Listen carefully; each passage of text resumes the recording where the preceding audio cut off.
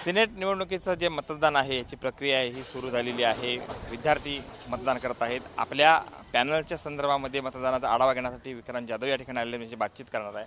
कशा पद्धतीने हे निवडणुकीकडे बघताय तुम्ही? तुमचं देखील नाव होतं, मतदान करायला मिळते तुम्हाला?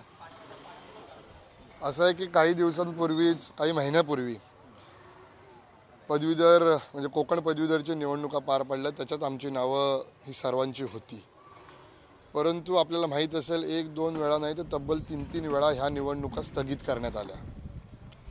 आणि त्यावेळेस पहिल्या वेळेस ऑब्जेक्शन घेतलं गेलं की काही लोकांची डबल नावं आहेत, स्पेसिफिक असं कोणाची नावं सांगितली गेली नाहीत, कोणाची डबल आहेत ती निवडणूक स्थगित केली। पुन्हा नव्याने नोंदणी करायला सांगितली, आम्ही पुन्हा नव्याने नोंदणी केली, पुन्हा नव्याने कोणीतरी तक्रार केली, पुन्हा निवडणूक स्थगित झाली।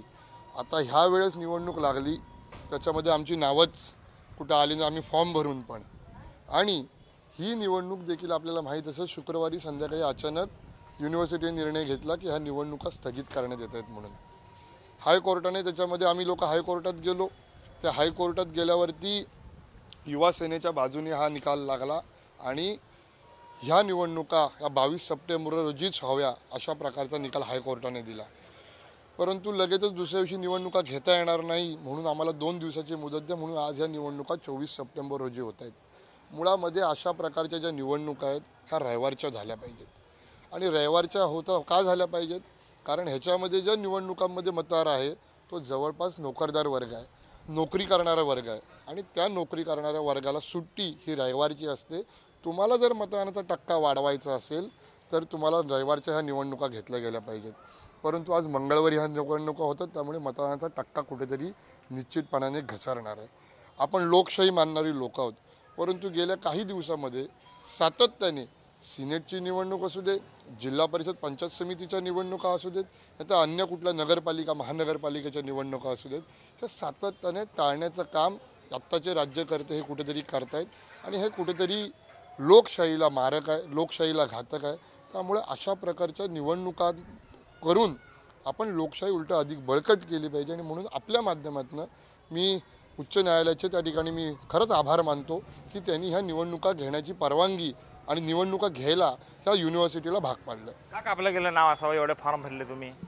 तुम्हाला आणखीन एक सांगतो, माझं नाव का माझंच असं नाही, आम्ही इतके फॉर्म भरले की त्याच्यातली फक्त अवघी या रत्नागिरी जिल्ह्याच्या सेंटरवर अवघी 77 नावं आहेत, अवघी 77 नावं, फार नावं नाही आहेत।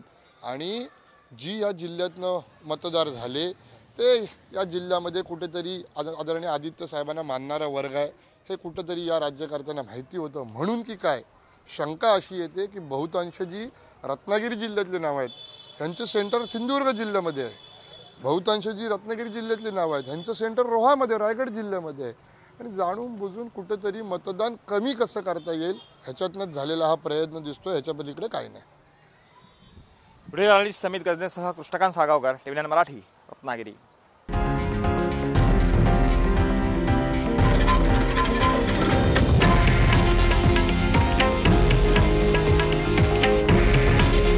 हे आहे देशातील नंबर 1 न्यूज नेटवर्क आणि आपण पाहत आहात TV9 मराठी।